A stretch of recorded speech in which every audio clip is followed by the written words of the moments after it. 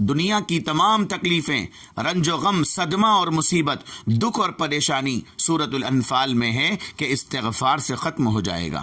وما کان اللہ لیعذبہم وانت فیہم، ایک ایسا عمل جو نبی کے جیسی رحمت والا ہو وہ قرآن کی اس آیت میں ہے کہ استغفار کا عمل ہے۔ یا تو نبی کی وجہ سے اس امت کی حفاظت ہے یا استغفار کی وجہ سے۔ حضرت ابو موسیٰ رضی اللہ تعالی عنہ روایت کرتے ہیں کہ رسول اللہ صلی اللہ علیہ وسلم نے فرمایا، انزل اللہ علی امانین وما کان اللہ لیعذبہم وانت فیہم فاذا مضیت ترکت فیہم الاستغفار الی یوم القیامہ۔ دو امانے، دو حفاظت کی چیزیں اللہ نے اتاری ہیں، ایک میں اور دوسرا استغفار۔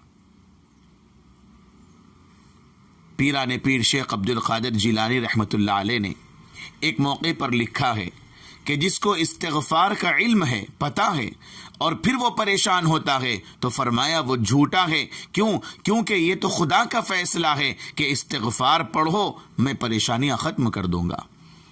علماء نے ایک مثال دی ہے کہ اگر فرید گنج شکر رحمۃ اللہ علیہ اور ان کے شیخ قطب الدین بختیار کاکی، ان کے شیخ معین الدین چشتی، ان کے شیخ عثمان ہارونی اور ان کے شیخ عبد القادر جیلانی اور ان کے شیخ سید علی اجمیری داتا گنج بخش اور حسن بصری رحمۃ اللہ علیہ اور علی مرتضیٰ رضی اللہ تعالی عنہ اور چاروں مقرب ملائک، ان سب سے اگر کوئی وظیفہ مانگے تو استغفار سے بڑھ کر کوئی وظیفہ نہیں دیں گے۔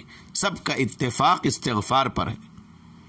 استغفار سے جانے انجانے سب گناہ معاف ہو جاتے ہیں۔